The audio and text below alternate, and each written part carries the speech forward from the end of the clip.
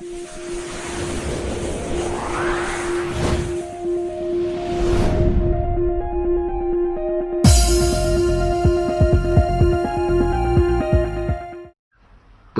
ये बात जो दास बोल रहा है, ये किसी डूम भाट के गीत नहीं, ये किसी आम व्यक्ति की बनाई हुई कथा नहीं, ये उस सतपुरुष पूर्ण परमात्मा कबीर भगवान का दिया हुआ ज्ञान जो दास आपको बता रहे हैं। इसके ऊपर आप 100% 100% विश्वास करना, क्योंकि हम इस काल के द्वारा इन नकली संतों, पंथों, आचार्यों के द्वारा हम इतने भ्रमित कर दिए कि भगवान का नामो निशान मिटा दिया। जितने पंथ उतने ही मंत्र, उतना ही भिन्न भिन्न ज्ञान, अपनी अपनी दंत कथा, अपने अपने लोक वेद बना के और हमारे अंदर अज्ञान ठोक दिया। पुण्यात्माओं, पूर्ण परमात्मा सतपुरुष कबीर देव जी हैं, कबीर साहब हैं, कबीर भगवान हैं। ये वो परमात्मा है जिसके विषय में चारों वेद गवाही देते हैं, उसके गुणगान करते हैं। और वही परमात्मा अपने विधान अनुसार काशी के अंदर, बनारस के अंदर, भारतवर्ष की पावन धरती पर, वैसे तो परमात्मा की सारे ब्रह्मांड से पृथ्वी उसी के अंतर्गत आती है, फिर भी जहां परमात्मा ने विशेष लीला की होती है वो इतिहास न्यारा होता है। काशी शहर में आए थे और 120 वर्ष इस धरातल पर रहे, एक जनसाधारण जैसी लीला की, अपने हाथों से काम करके निर्वाह करके दिखाया। ये सब लीला उस परमात्मा ने किस लिए की, क्यों करते हैं वो ऐसी, वो हमें ये दिखाना चाहते हैं कि भी परमात्मा के पाने के लिए ना तो घनी उच्च जाति की आवश्यकता, क्योंकि उस समय जब परमात्मा बनारस में आए थे, काशी शहर में आए थे, उस समय ब्राह्मण वर्ग, ब्राह्मण जाति जो थी ये बहुत उच्च मानी जाती थी और यही धारणा थी कि यही लोग परमात्मा से मिले हुए हैं और यही भगवान पा सकते हैं। सदग्रंथों का अध्ययन करने का अधिकार इन्हीं को है, इनका काम है ऋषि मुनियों का भगवान को खोजें, उनसे शक्ति संग्रह करें और फिर हमें बांट दें। हम इनकी सेवा करते, ये हमें आशीर्वाद देते। ठीक है, जैसा ये साधना करते, थोड़ा बहुत किसी से लाभ भी मिल जाता किसी को, तो वही बात थी, टायर से टायर में हवा भरने वाली बात है, दोनों कंडम हो जाते।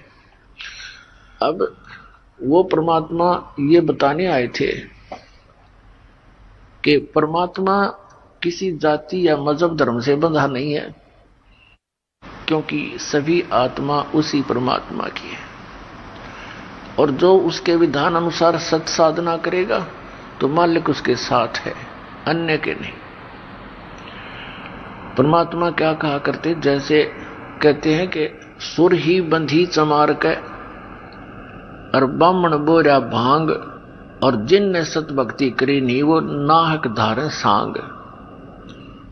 अब क्या बताते हैं कि यदि एक चमार के घर पे, चरमकार के घर पे, यानी शूद्र जाति में, और उसने गौ बांध रखी है दूध वाली, और ब्राह्मण उच्च जाति का है और वो बो रहा है भांग अपने खेत में, अपने स्थान पर उसका प्रयोग करें, तो ऐसे जो दूध अमृत है वो उस गौ से मिलना है, वो चाहे कहीं पर हो, ब्राह्मण का होगी तो उसको भी देगी, और चमार के घर पे है तो उसको भी देगी, शूद्र के घर पे है उसको भी दूध देगा, तो उस गाय से दूध मिलेगा।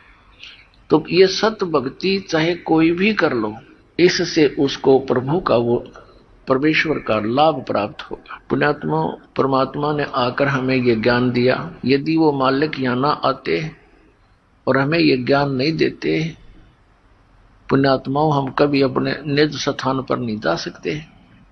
हम तो यहाँ पर एक अपनी गलती के कारण फंस गए। ये स्थान रहने का नहीं है, ये कोई लोक है या कोई व्यवस्था है। विचार करके देखो गहराई से, क्योंकि हमारे को इतना समय ना छोड़ रखा है इस काल भगवान ने। हम इतने टेंशन ग्रस्त कर दिए, सारा दिन एक पेट के लिए, एक निर्वाह के लिए, सारा दिन रात, दिन में काम करना, फिर रात को चिंतन उन्हीं का। हम ये सोच नहीं पाते कि ये क्या व्यवस्था है। सो पढ़ के सो जाओ, सुबह उठकर भागो, कमाओ खाओ, फिर सो जाओ, खाओ फिर सो जाओ, फिर मर जाओ। कोठी बनाने लग रहा है, इसमें ठाठ से रहूंगा, बनाते बनाते मौत होगी, अब ठाठ कहां रहे। तो परमात्मा ने आकर ये सत्य ज्ञान दिया। यदि वो परमात्मा यहां नहीं आते तो पुण्यात्माओं हमें यह बार कैसे पता चलता कि कोई और स्थान भी है। हमारे को तो इन काल के संदेश वाहकों ने, इन नकली पंथों ने, ऋषि महर्षियों ने केवल स्वर्ग महास्वर्ग तक की जानकारी देकर फाइनल कर रखा था। इनको इतना ही पता है मुश्किल से। वो तो स्वयं दाता आए, चारों युगों में आते हैं, तो हमें ये पता चला। आज उसके बच्चों को वो ज्ञान हुआ और शिक्षा का प्रसार उसी परमात्मा ने करवाया। पुण्यात्माओं, इस कलयुग के अंदर ये करवाते हैं ना। इस शिक्षा की हमने कतई जरूरत नहीं थी, इसने तो बेईमान बना दिए हम। भाई भाई का प्यार रहा ना, बहन भाई का प्यार रहा नहीं, माता पिता से प्रेम रहा नहीं, माया माया दिखाई देती है। एक बकवादों की दौड़ लग गई, बड्डी कोठी बनाओ, दुनिया जय जयकार करे, तेरी इज्जत होगी। फिर उसके कारण ना जाने कितने उल्टे सुल्टे काम करने पड़ते हैं। तो परमात्मा कहते हैं, आगे गए ना बावड़े, रहते भी सब जा, बिन साहेब की बंदगी, कहीं ठोर ठिकाना ना। के पहले चले गए, उन्होंने तो कुछ आकर संदेश दिया नहीं हमारे को। और जो शेष बचे हैं वो भी धीरे धीरे सब मृत्यु को प्राप्त हो रहे हैं। और कहते हैं, बिन साहेब की बंदगी, कहीं ठोर ठिकाना ना। साहेब माने भगवान परमात्मा। अब जैसे आज आपके पूर्व जन्म के संस्कारों के आधार से खूब सुविधा है, अच्छी पोस्ट प्राप्त है, धन भी खूब है, संतान भी अच्छी है, उनकी आगे संतान की व्यवस्था, विवाह शादी भी अच्छे घरों में होगी है, जैसा तुम अच्छा मानते हो इस माया के पुजारियों को। लेकिन संत मता इसके विपरीत है। परमात्मा कहते हैं, कबीर सब जग निर्धना और धनवंता नहीं कोई, धनवंता सो जानियो जिस पर राम नाम धन होई। तो क्या बताया भगवान ने? तो आप ये सोच रहे हो कि मेरी तो बस मौज हो रही है, आनंद है, बड़ा सुख है। ये सुख है कितने समय का, और आपका ही पुण्य है। 1 मिनट में मृत्यु होगी। चलो फिर कहा, यदि पुण्य अच्छे हैं तो स्वर्ग में, स्वर्ग में जब समय, स्वर्ग का समय जब पूरा होगा। ये स्वर्ग क्या है? ये एक रेस्टोरेंट है। स्वर्ग एक रेस्टोरेंट समझो, ये प्रत्येक शहर में होते हैं सुप्रसिद्ध रेस्टोरेंट। एक कॉमन रेस्टोरेंट है, स्वर्ग है, जिसका राजा इंद्र होता है। और एक प्रत्येक इन देवताओं के लोक में भी स्वर्ग है। जैसे विष्णु जी के लोक में अलग से एक स्वर्ग यानी रेस्टोरेंट है, ब्रह्मा जी के लोक में एक अलग से रेस्टोरेंट यानी स्वर्ग है। ऐसे ही शंकर भगवान के लोक में, यानी सब देवी और देवताओं के ऐसे जानो। और जो साधक जिसकी साधना करता है उसके पास चला जाता है। वहां पुण्यकर्मी प्राणी ही जाता है जिसने धर्म पुण्य किए हो, भक्ति की हो। तो जब ये स्वर्ग में पहुंच जाता है, इसको सब सुविधाएं उपलब्ध होती हैं। जैसे कोई धनी व्यक्ति पिकनिक मनाने जाता है गर्मियों के मौसम में, कुल्लू मनाली शिमला साइड में चला जाता है और 2 महीने गर्मियों की वहां व्यतीत करता है, रेस्टोरेंट में कमरा किराए पर लेकर वहां रहता है। सब चीज मोल की होती है, उसकी जेब से ही सब खर्च हो रहा है, लेकिन आनंद उसको आ रहा है। जब उसके वह 20-30 हजार रुपये लेकर गया है, 2 महीने में समाप्त हो जाएंगे। फिर वो मुंह लटका कर नीचे आएगा अपने कर्म क्षेत्र में और फिर शुरू करेगा।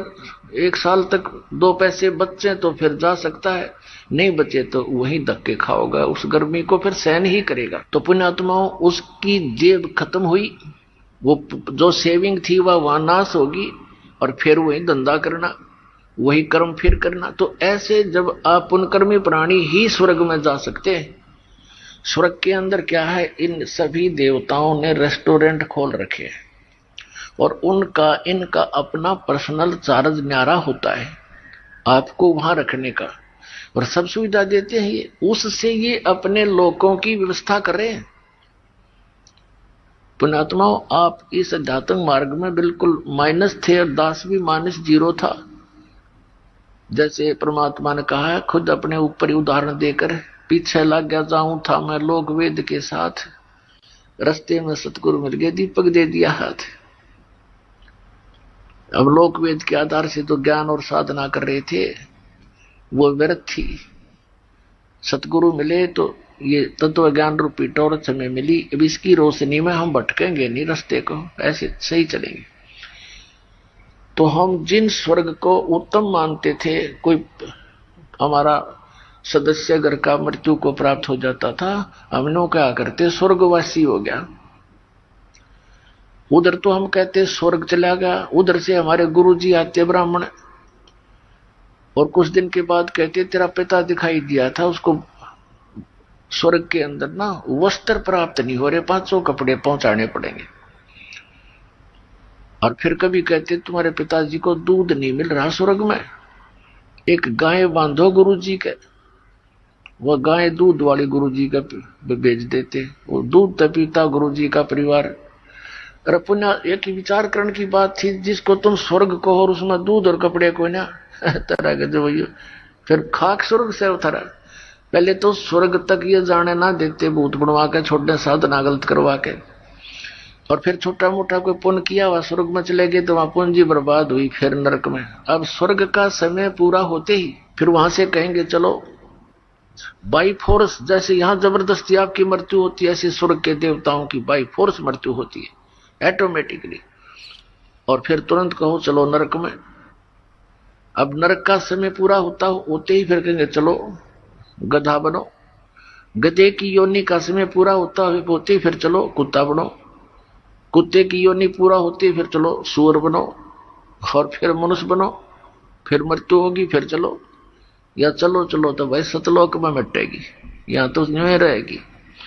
अब परमात्मा कहते हैं आगे गए ना बावड़े, रहते भी सब जाही, बिन सत पुरुष की भक्ति कहीं ठोर ठिकाना नहीं। इस ज्ञान को देने के लिए स्वयं परमेश्वर आते, जैसा आप जी को बहुत बार सत्संग में समझाया है और प्रमाण दिखाए हैं। हमारे पवित्र वेद भी गवाही देते हैं, क्योंकि ये उस परम पिता का एक इतिहास है, उनकी जीवनी है, उनके गुण लिखे उस परमेश्वर के। ऋग्वेद मंडल नंबर 9 सूक्त नंबर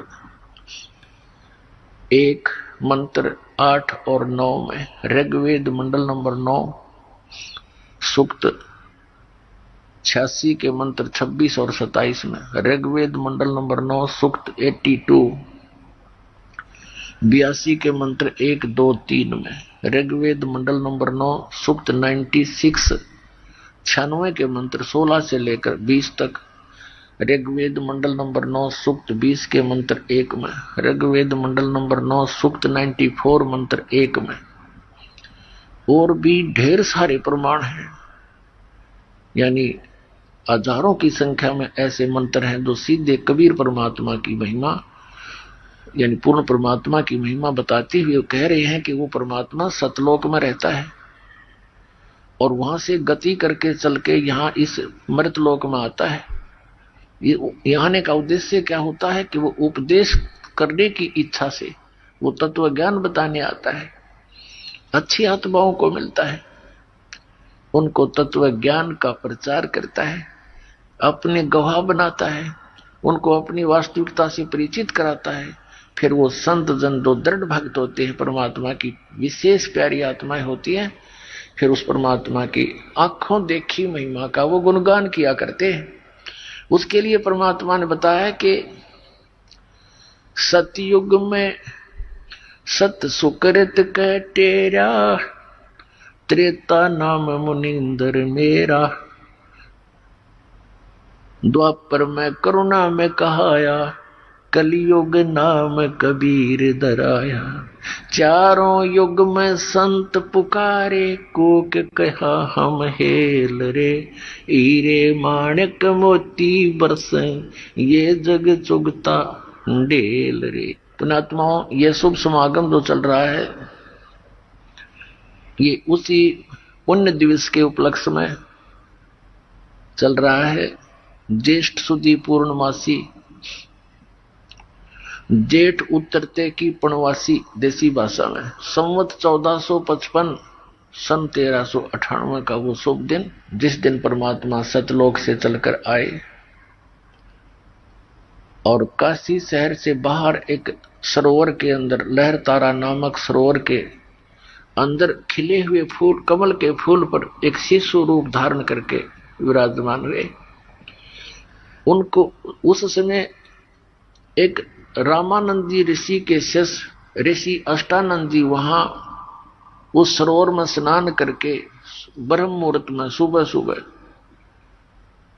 और साधना करने की चेष्टा कर रहे थे, जो उनके गुरु जी ने साधना बताई थी। प्राकृतिक शांति का वो लाभ उठा रहे थे। उन्होंने देखा कि आकाश से एक प्रकाश का पुंज गोला आया। आंखें उसकी चुंधियागी, जब देखा उस प्रकाश को, आंखें चुंधियागी, आंखें बंद हुई। क्या देखा कि एक बालक दिखाई दिया, शिशु। अपने आत्माओं, जैसे सूर्य की तरफ हम देखते हैं तो हमारी आंखें प्रकाश को सहन नहीं कर सकती, फिर आंखें बंद करते हैं तो प्रकाश रहित सूर्य का आकार दिखाई देता है। ठीक इसी प्रकार वो शिशु रूप धारण करके परमात्मा सतलोक से चलकर आए। ऋषि अष्टानंद जी ने जब आंखें खोली, देखा तो नहीं सहन कर सके उस प्रकाश को। आंखें बंद की तो क्या देखा कि एक शिशु का प्रतिबिंब दिखाई दिया। कुछ ही देर में क्या देखा कि वो प्रकाश एक उसी सरोवर के किनारे पर किसी कोने में सिमट गया। अंधेरा था, कुछ दिखाई नहीं दिया। उठकर चल पड़ा। उसने सोचा शायद मेरी भक्ति की कोई उपलब्धि है। ऋषि अपने गुरुदेव स्वामी रामानंद जी से जाकर पूछा कि हे गुरुदेव, आज मैंने भक्ति की साधना करते समय ऐसे ऐसे एक दृष्टांत देखा, इसका समाधान कीजिए गुरुवर। आकाश से एक प्रकाश का गोला आता नजर आया। आंखें बंद होगी, उसको सहन नहीं कर सकी। फिर आंखों में प्रतिबिंब क्या देखा कि प्रकाश रहित एक बालक दिखाई दिया। ये कोई मेरी भक्ति की उपलब्धि है ऋषिवर, या कोई मेरी भ्रम है? तब ऋषि जी ने जैसा ज्ञान था बताया कि जब ऊपर के लोकों से अवतार यहाँ कोई लीला करने वास्ते आते हैं तो ऐसे तारे से टूटा करते हैं, और वो किसी माँ के गर्भ में जन्म लेगा, कुछ ही दिनों में यहाँ लीला करेगा। अब उसने इतना ही ज्ञान था क्योंकि इनके भगवान माँ से जन्म लेकर यहाँ के भगवान कहलाते हैं। लेकिन ना सतगुरु जननी जने उनके माना बाप, पिंड ब्रह्मांड से रहित हैं जहां न तीनों ताप। और परमात्मा भी कहते हैं खुद, मात पिता मेरे नहीं ना मेरे घर दासी, जुल्हे का सुत आण कहाया जगत करे मेरी आसी। मेरे कोई मात पिता नहीं, ना मैंने कोई पत्नी यानी स्त्री धारण की, और मैं एक जुलाहे के घर लीला करने के कारण मेरे को दानक जुलाया कह कर मेरी मजाक बना रही है। तो पुण्यात्माओं, वो परमात्मा स्वयं इस दिन ज्येष्ठ सुदी पूर्णमासी को एक शिशु रूप धारण करके आए, और उस शुभ दिन के उपलक्ष्य में उस परमात्मा की महिमा बताने के लिए ये एक विशेष 5 दिवसीय समागम शुरू किया गया। धन भाग है आपके, धन्य आपके माता पिता जिनसे जन्म हुआ। आपको ऐसे समय में इस प्राइम टाइम के अंदर मनुष्य जीवन और ये तत्व ज्ञान का भंडार खुलवा दिया इस दास के द्वारा परम पिता परमात्मा ने, जो 600 वर्ष पहले परमात्मा ये भंडारा भर कर गए थे अपने सुख संवेद में। लेकिन जिन महापुरुषों से परमात्मा मिले थे और जिनको सचखंड सतलोक दिखाया था, अपने गवाह बनाए थे, उनको एक विशेष निर्देश दिया था कि अभी इस तत्व ज्ञान को गुप्त रखना, तुम लिख दो अपनी वाणियों में, अवश्य एफिडेविट लिख दो, लेकिन पद्य भाग में। और फिर कभी जब समय आएगा, कलयुग का जो काल के साथ वायदा हुआ था भगवान का, उसका कंप्रोमाइज हुआ था। इस काल भगवान ने कहा था कि परमात्मा आप 3 युगों में जीव कम ले जाना, चौथा युग जब कलयुग आवे तब तो शरण जीव बहु जावे, ऐसा वचन हर मोय दीजे, तब तुम गमन संसार ही कीजिए। तो परमात्मा ने कहा था ठीक है, 3 युगों में जीव कम ले जाऊंगा, चौथा युग जब कलयुग आएगा तब तू टांग मत अड़ाना बीच में। तब इसने कहा था भगवान एक और अर्ज है दास की। काल ने कहा था परमात्मा से, कबीर जी से, परमात्मा ने कहा बोल क्या है कि भगवान जोर जबरदस्ती ना करना, आप अपना ज्ञान देकर ले जाना, अपने बना कर ले जाना, आप जबरदस्ती ना करना। मेरे ज्ञान पर आश्रित मेरा, आपके ज्ञान को सुन के आप में भावित हो तो आपका ऐसे करना। तो परमात्मा को मालूम था कि मेरा बने बिना वहां कोई जा ही नहीं सकता, क्योंकि मुझसे तो ये बिछुड़कर आए ही हैं।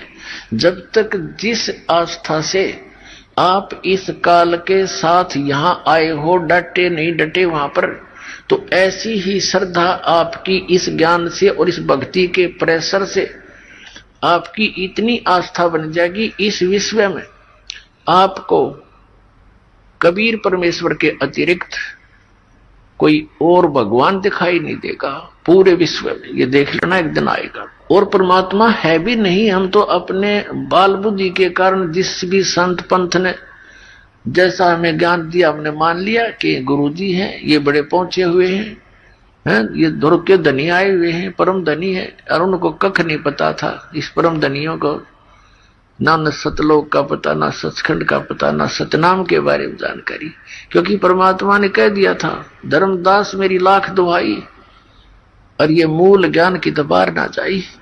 मूल ज्ञान बाहर जो पढ़ी बिचली पीढ़ी हंस नितर ही।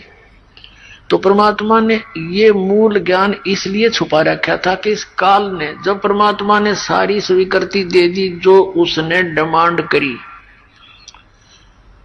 और वचनबद्ध कर लिए भगवान को, परमात्मा को पता था इसने कर लेने दे, जो कराई तो इतना ही कर सकता है। जब परमात्मा ने सब वचन दे दिए इसको, तब इसने कहा कि जाओ जोगजीत रूप में, अपने पुत्र के रूप में परमात्मा वहां विद्यमान थे जब काल की और परमात्मा की ये गोष्ठी हुई थी। तब इस काल ने तुरंत आंख बदल ली और कहने लगा जोगजीत बेशक आ जाना तुम कलयुग में और ले जाना जितने मर्जी हंस तुम चाहो, लेकिन कलयुग के अंदर इनको इतना कंडम कर दूंगा, अपने नकली दूत संदेश वाहक भेज के झूठे पंथ चला के तेरे नाम ते, कबीर नाम ते, सतलोक के नाम ते, सचखंड के नाम ते इतने पंथ और इतने गलत ज्ञान प्रचार करवा दूंगा। और देवी देवता मंदिर तीर्थ मूर्ति पूजा पर इतना, कर्मकांड पर इतना आरूढ़ करवा दूंगा कि जिस समय तुम आओगे या तुम्हारा कोई संदेश वाहक आएगा, दूत आपका, उससे पहले पूरे विश्व में सबको भ्रमित करवा दूंगा। तेरे नाम पे नकली पंथ बनवा दूंगा। सतलोक सचखंड की महिमा गाया करेंगे और नाम मेरे काल के दिया करेंगे, नकली नाम दिया करेंगे। और उन पंथों में जितने भी होंगे वो जीव, वो सब मेरे ही मुख में आया करेंगे। 12 पंथ करूं मैं साझा, नाम तुम्हारा ले करूं आवाजा। 12 पंथ नाम जो ले ही, वो मेरे मुख में आन समोई। और अनेक पंथ चलाऊं, या विद जीवों को वरमाऊं। जोग जीत जाओ संसारा, जीवन माने कहा तुम्हारा। अब ये काल कह रहा है जीव तुम्हारा कहा न माने, हमारी ओर हो बाद बखाने। हमारे वकील बनेंगे वो सारे, इतना गलत ज्ञान भर दूंगा उनके अंदर और हमारी तरफ होकर के तुम्हारे साथ वाद विवाद किया करेंगे।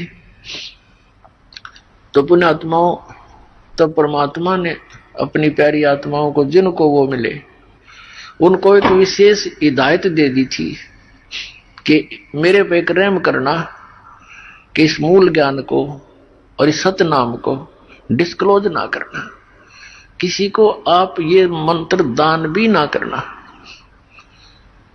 और नहीं तो ये काल के दूतों के हाथ लग जाएगा सतनाम 2 अक्षर का।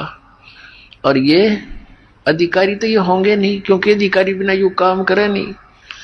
और फिर जब हम आएंगे या अपना कोई दास भेजेंगे इस कलयुग के प्राइम टाइम में, ये प्राइम टाइम है या बिचली पीढ़ी है। ये परमात्मा ने कहा था कि मूल ज्ञान बाहर जो पढ़ी तो बिचली पीढ़ी हंस नहीं तरही। मूल ज्ञान तुम तब तक छुपाए जब तक ये द्वादश पंथ ना मिट जाए। तो अब वो समय आ गया पुण्यात्मा, जो परमात्मा ने निर्धारित किया था। इसको पवित्र कबीर सागर के अंदर इसको ठीक बोला, ठीक का समय। परमात्मा ने सूक्ष्म वेद में कहा कि कलयुग बीतते 5500 पाचा, तब ये वचन मेरा होगा साचा। तो पुण्यात्मा ये कलयुग 5500 वर्ष बीत चुका है, आगे ये चल रहा है। तो अब वो समय है बिचली पीढ़ी का। जैसे इस दास का जन्म हुआ सन 1951 में, 8 सितंबर 1951। उस समय भारतवर्ष में शिक्षा नाम की चीज नहीं थी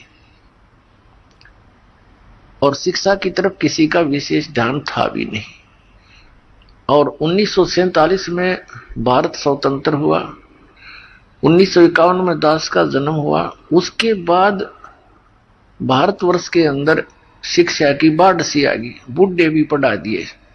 ये परमात्मा की कृपा थी। और अब इससे पहले का जो समय था वो प्रथम चरण था कलयुग का, और अब ये बिचली पीढ़ी चल रही है, क्योंकि प्रथम चरण में परमात्मा स्वयं आए और उस समय ये ज्ञान दिया था कि कलयुग प्रथम चरण कलयुग निर्वाणा, तब मगर मांडू मैदाना, मगर से शरीर जाऊंगा। और अब ये बिचली पीढ़ी और लास्ट की जो कलयुग का एंड होगा, लास्ट का समय होगा, अंतिम समय, उस समय सभी प्राणी नास्तिक हो जाएंगे।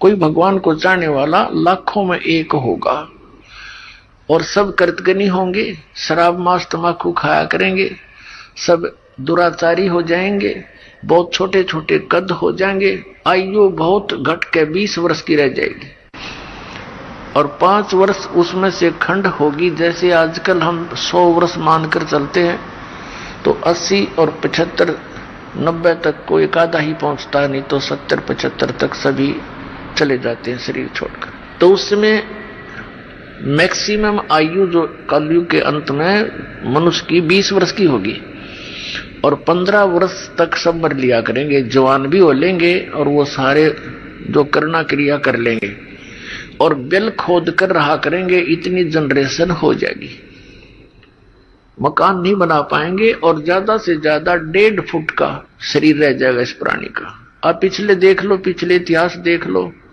अपने इस जीवन में देख लो कितना अंतर होता जा रहा है। एवरेज हाइट कितनी घटती जा रही है मनुष्य की। तो उस समय ऐसी स्थिति आ जाएगी, कच्चा मांस खाने लग जाएंगे, इतने दुराचारी लोग हो जाएंगे, कोई इज्जत और बेइज्जती का कोई हिसाब किताब नहीं रहेगा, कोई व्यवहार ठीक नहीं रहेगा किसी व्यक्ति का। तो उस समय तो भक्ति का नाम में नहीं चल सकता। तो अब ये बिचली पीढ़ी है, ये क्रीम है, ये समय है कलयुग का क्रीम। और ये अब पुण्यात्माओं के हृदय में, सबके हृदय में भगवान की चाह है। वो दूसरी बात है कि वो जो जहां साधना कर रहे हैं वहां उनसे कोई लाभ तो मिल नहीं रहा, फिर भी उनको कहीं और भी पता चलता है कि वहां शायद भगवान है, तो वहां भी दौड़ जाते हैं। तो ये समय अभी परमात्मा ने इसलिए रखा था। अब पुण्यात्माओं, जैसे ये दास पहले भगवान विष्णु श्री कृष्ण का कट्टर पुजारी था, फिर इसके पैरेलल हनुमान जी आ जाते तो उनका कट्टर पुजारी, फिर अपना घरेलू देवता बाबा श्याम जी याद आ जाता, वो भी श्रद्धा उतनी है, शंकर भगवान की चर्चा आती, वो भी उतना ही प्यारे। ये जो साधनाएं हम कर रहे थे और हमें कोई अपने संस्कार प्रारब्धवश लाभ हो रहे थे, तो हम ये सोचा करते ये भगवान ना ठाठ कर रखे। अब इनका इतिहास देखा, इनकी जीवनी देखी कि ये तो खुद कहते हुए हम ना तो किसी ने लाभ दे सकते ना किसी को हानि कर सकते।